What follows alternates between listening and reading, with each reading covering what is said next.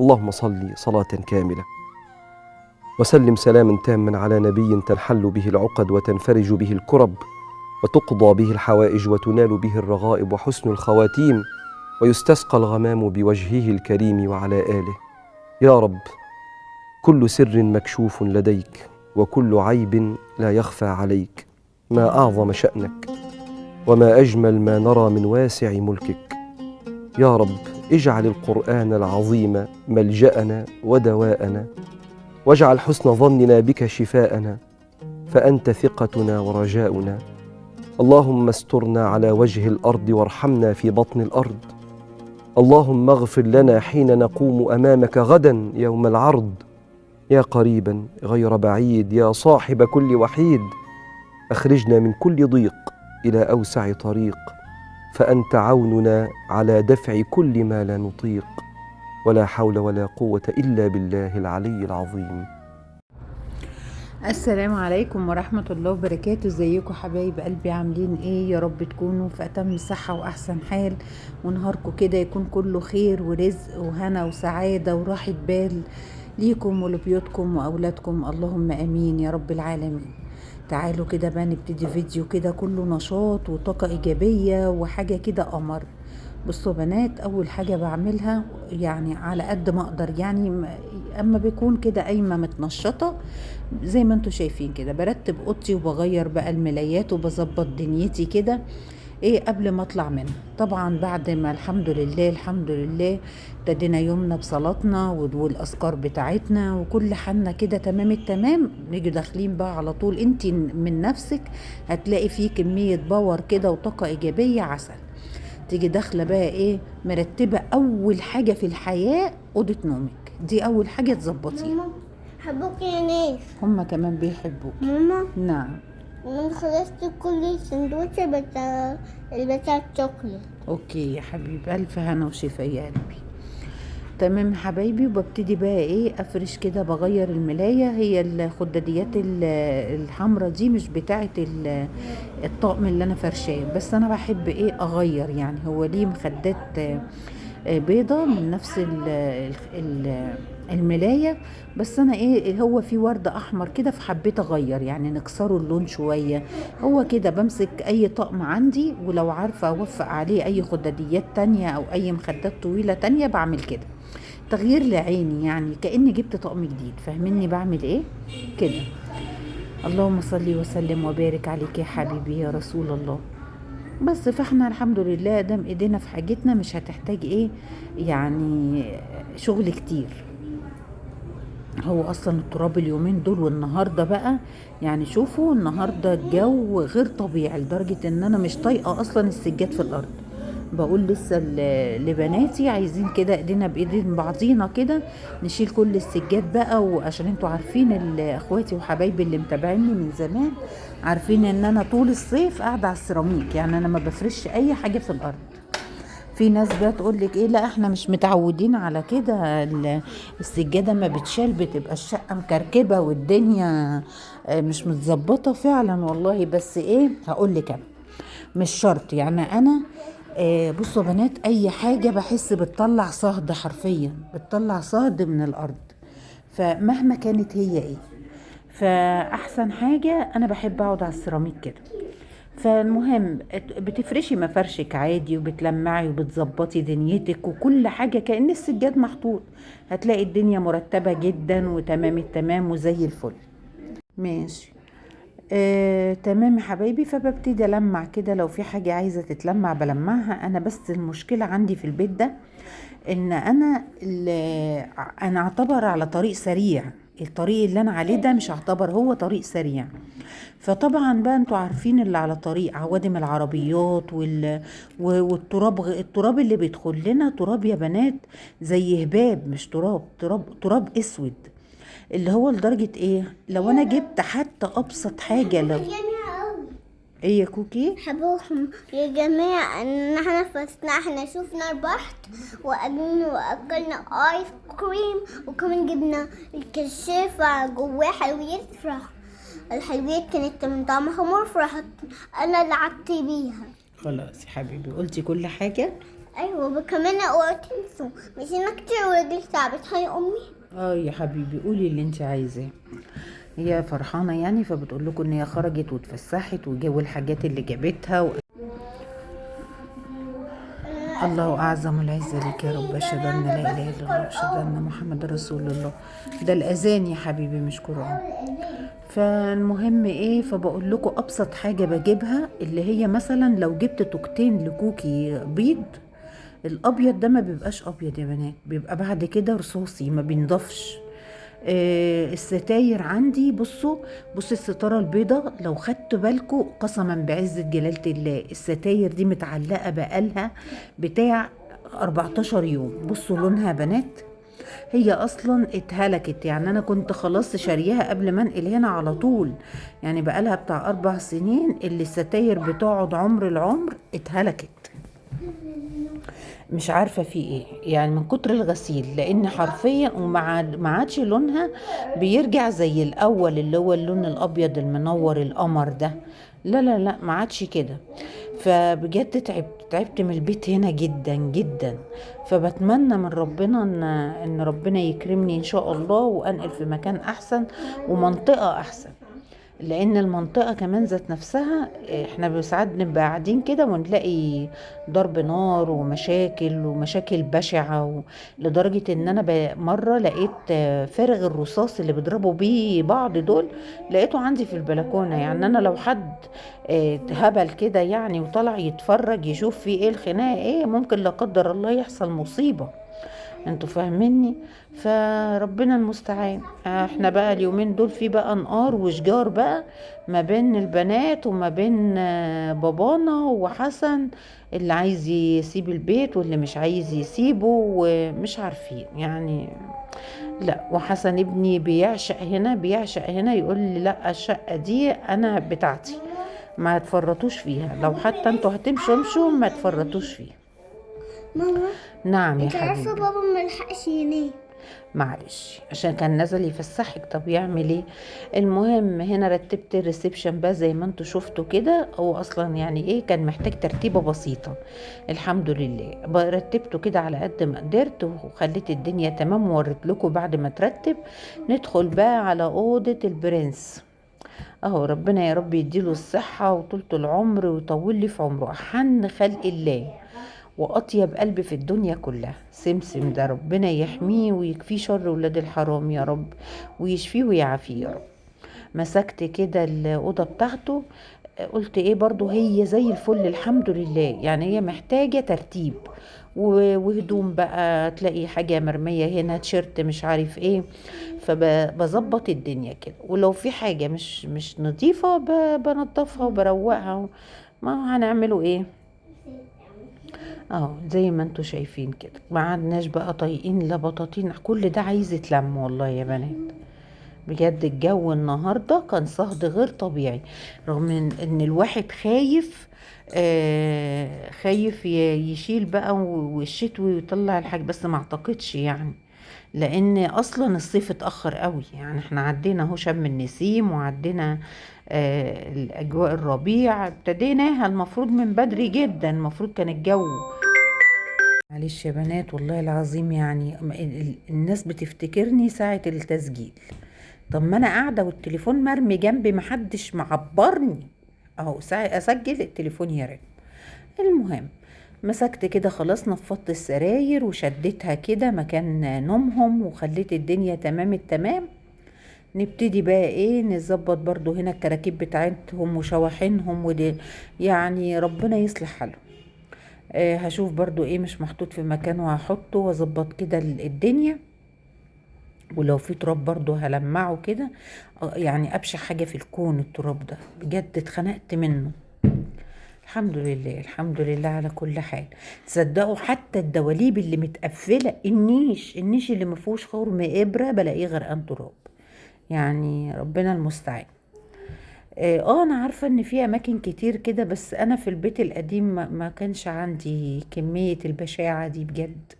يعني كنا بنلمع كل 4-5 اسبوع، ده ساعات كمان كنا كل اسبوعين كمان على ما نمسك فوطة نلمع بيها. لكن كده احنا تعبنا بجد، تعبنا يعني. والله العظيم قسما بالله يا بنات، الصبح ابقى ملمعه او ام محمود عندي ومنضفه البيت ومخليه الدنيا شمعه شمعه، المغرب مثلا كده تلاقي في تراب وفي، يعني انت حتى لو عندك ضيف يقول هي الناس دي ما بتفكرش تلمع حتى كده عشان احنا جايين. والله العظيم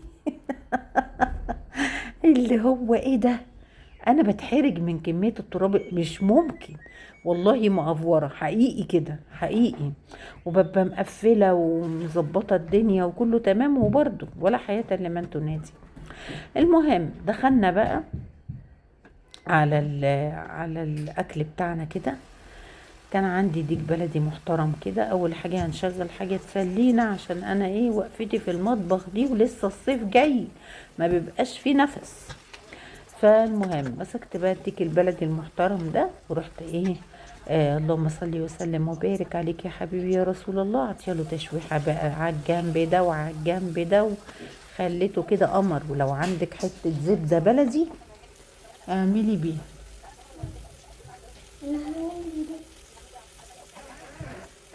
يا بياني ضغطي هيعلى، ضغطي هيعلى اقسم بالله، من اللي بيعملوه، من اللي بتعمله مكه بس فيا.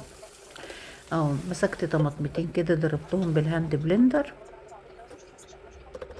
يعني هبتدي احط لها الحاجات بتاعتها وانا بايه بشوحها كده، فلفل اسمر، ملح، ورق لوري، الحاجات بقى انتوا حفظتوا بقى اختكم بتسلق الفراخ ازاي، خلاص بقت حاجة يعني. والريحة بقى يا بنات، ولو عندك حبة هنحطي كده 3 فصوص او 4 فصوص، يعني ظبطي دنيتك كده. اللهم صل وسلم وبارك عليك يا حبيبي يا رسول الله. وغطيتها وسبتها كده لما اتبخرت كلها، ورحت بقى ايه مسخنه طبعا ميه في الكتل ومزوداها، واسيبها بقى تستوي مع نفسها. ما شاء الله الله اكبر، كان حته ديك طعمه سكر سكر. مسكت برضو الرز بتاعي غسلته في الحله كده، وهحط بقى عليه حته سمنه وهشوحه كده بالسمنه. بس يا كوكو ربنا يهديكي. وهشوحه بقى كده يا بنات بحتة السمنة دي يمين وشمال لما تدوب. بس للأسف أنا هنا كنت مستعجلة، فيا دوبك ايه خليت يعني كسرتها كده، وهحط لها بقى مية سخنة لأن كنت مستعجلة جدا وعايزة الأكل يعني يخلص. اللهم صل وسلم وبارك عليك يا حبيبي يا رسول الله.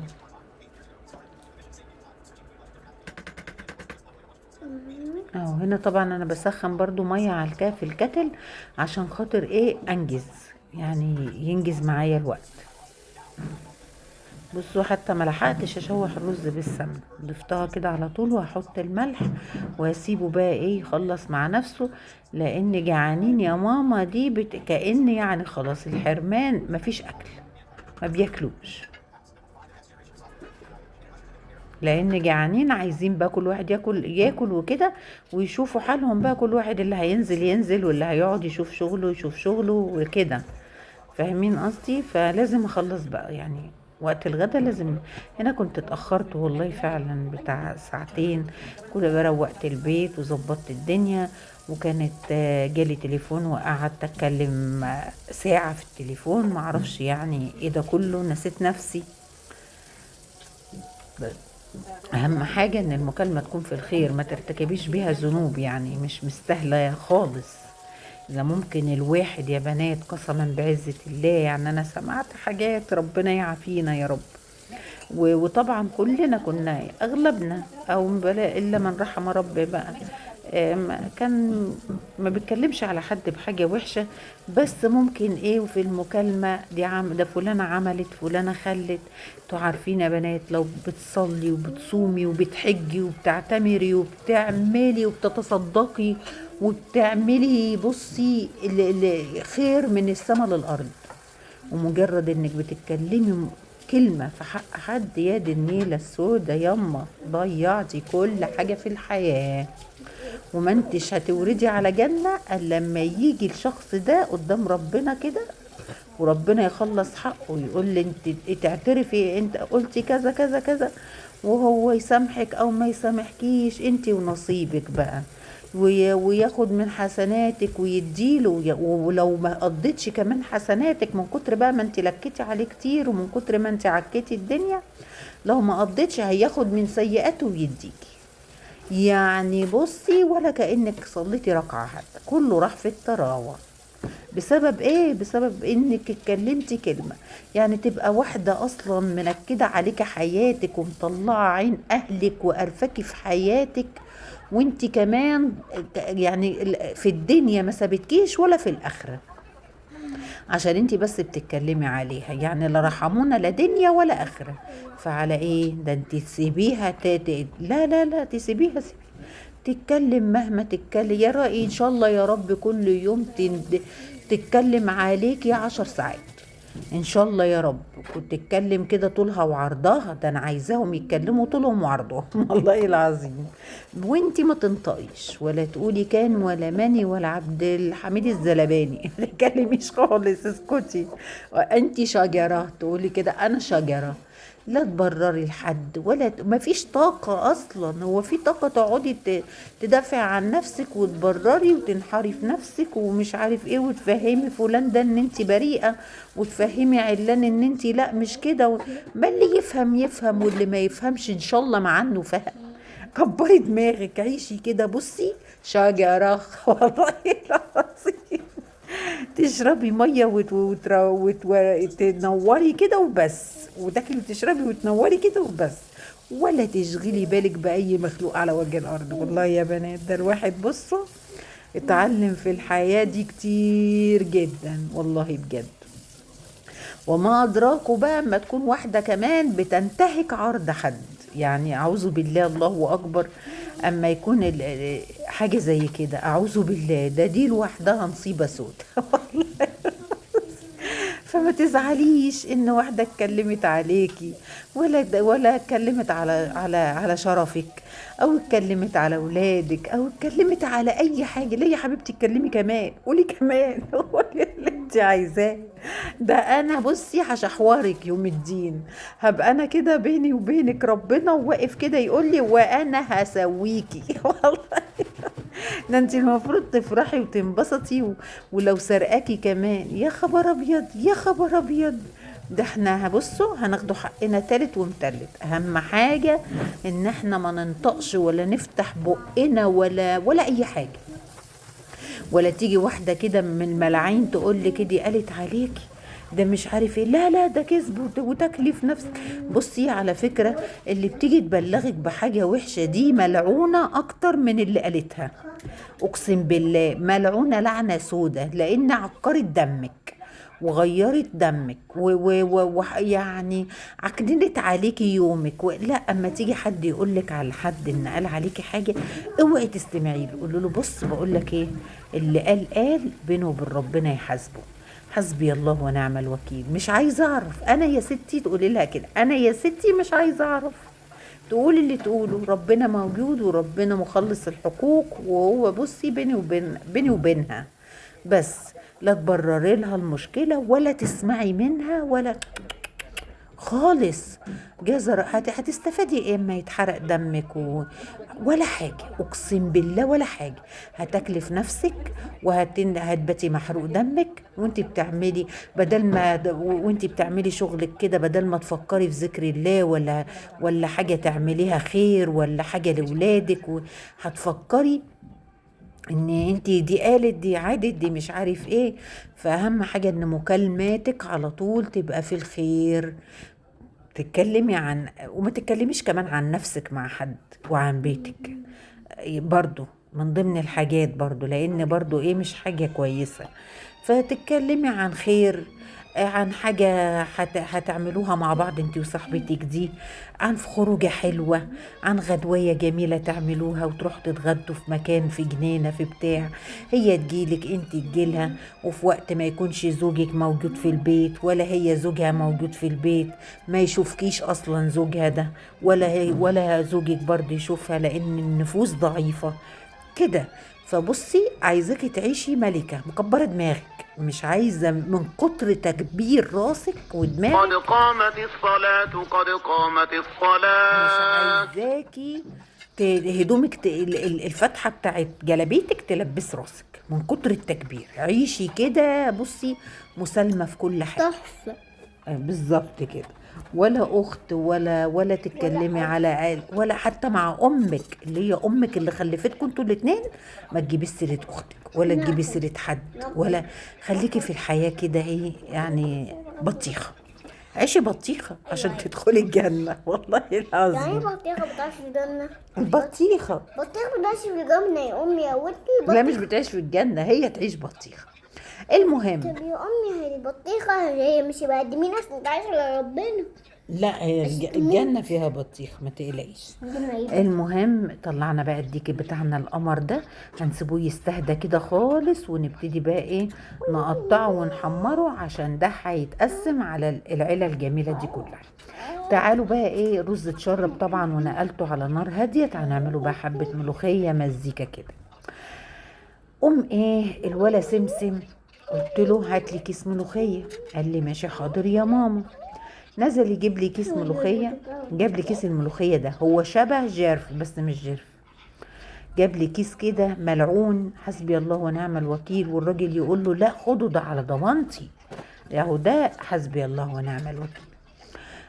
والله يا بنات ما اتاكل منها غير معلقه اللي احنا ايه بندوقوها يعني نشوفوا ايه نظامها دي. ملوخيه بشعه بشعه. هو الكيس شبه جرف بس ايه الكلمة طبعا مختلفة اللي مكتوبة ومش عارف ايه وكده.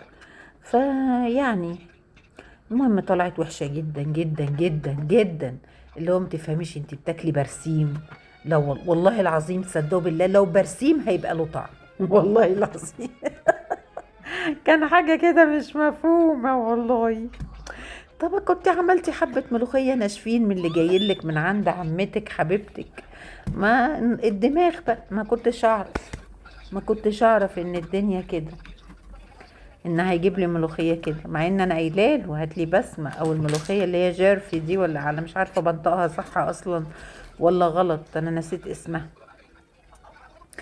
المهم عملتها وكلفتها وكنت مظبطاها تظبيطه عنب وريحه بقى الطشه جايبه اخر الدنيا، بس النصيب برضو الحمد لله مقطوع منها النصيب. انا بقى بسيبها تفك كده على نار هاديه خالص خالص، وساعات بطفي عليها لما تفك مع نفسها، وبعد كده اجي اعطيها غلوه عشان كتر غليان الملوخيه بتسود. بس كده الله ينور يا اوشا. شايفين شكل التقليه وجمالها؟ والله خساره فيك يا ملوخيه انت، خساره فيك. بس عملنا غدا سريع سريع كده وكان زي العسل وشبع ولادنا وخلى ريحة الخير في بيتنا وتمام التمام. تمام كده هنبتدي بقى نحمر الفراخ، وهو ده كان غدانا النهارده، فراخ محمرة ورز كده ابيض وحبة الملوخية، ورضا وفضل وعدل من عند الله. بصوا اللون بقى، بحب لون الفراخ تبقى لونها ذهبي وجميلة كده، ولما تطلع بقى في الوقت ده اديها رشة بقى ملح وفلفل مزيكا.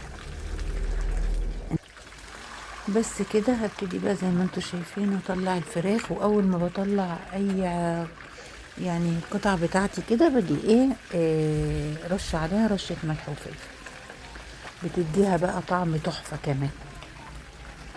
اللهم صل وسلم وبارك عليك يا حبيبي يا رسول الله. شايفين يا بنات لون الفراخ وجمالها؟ اقول لكم على حاجة، اطعم فراخ في الحياة اللي هي محمرة في الزيت دي، والله العظيم. انا عارفة ان هي مضرة ومش عارف ايه، بس احنا طول عمرنا بناكلها يعني، احنا ونصيبنا بقى يعني ما شاء الله. والله اطعم فراخ في مهما عملنا، الفراخ دي حاجة تانية خالص، ويبقى ليها نكهة كده وطعم تحفة. تمام. كوكي بتتخانق بره مع الكبار معيطينها ومش عارفة والله العظيم. ابيع العيال دي محدش ياخدهم يجيب لي مكانهم مروحة. ربنا يخليهم ويصلح حالهم يا رب، يطول لي في عمره. شفتوا بقى الديك قطعته وعملت منه كل القطع اللي انتوا شايفينها دي. الحمد لله. كل واحد كده ياخد قطعة مع طبق رز وطبق ملوخية، وتمام التمام، رضا وفضل وعدل من عند الله. اتمنى بس ان الفيديو النهارده كده يكون خفيف على قلوبكم وعجبكم، وما تنسيش بقى تدعمي اختك بلايك، ولو بتشوفيني لاول مره خدي جوله في القناه وهي لسه صغنونه كده، واذا عجبتك اشتركي معايا واكتبي لي كومنت حلو وقولي لي انك متابعه جديده ليا.